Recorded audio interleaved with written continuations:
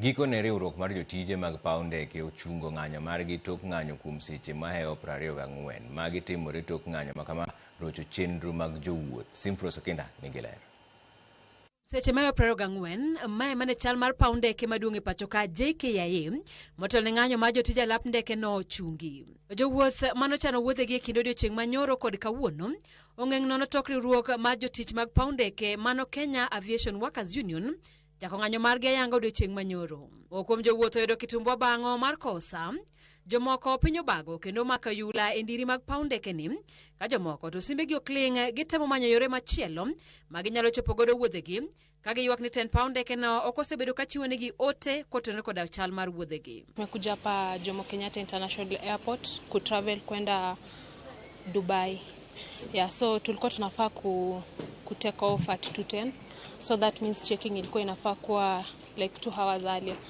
But since tumefika tukaambiwa hatuwezi check in since kuna an ongoing strike. So that means we have not been able to get in there to check in. Yeah. Hatuko sure sasa kama tutaenda or not, so we were trying to stick around tuone if possible maybe tunaweza ambiwa maybe kuna any changes. We're doing the bus today just because they don't seem to be able to tell us when the next flight will be going. I mean, we would wait in Nairobi and book a hotel if they said to us like your flight will go tomorrow same time. But I think they just don't know. So, yeah, we're going to hit the road. Jowuoth go mane dhi safar mopogore koni chenro magi orochore gino makidek miyo moko kuom gi wit katomenda. Nilikuwa naenda Dubai kwa shughuli za kibiashara. It would really affect me because I had booked my hotel. Nilikuwa nimebook kila kitu. Okay, my customers will also be affected. So it's really si kitu kizuri kabisa. Kwa yango chungo ng'anyo makamano jatend migao mar yore wuoth Davis Chirchir okwang'wono e wirochri manobedo. The Ministry of Roads and Transport held a conciliatory meeting between the Union, the State Department of Labor, the Kenya Civil Aviation Authority, and a return to work formula has been formally agreed upon.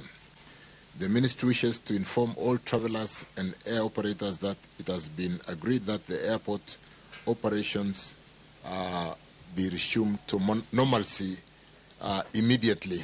And in effect, Kenya Aviation Workers Union would like to call off the strike action on terms that have been agreed in the return to work formula.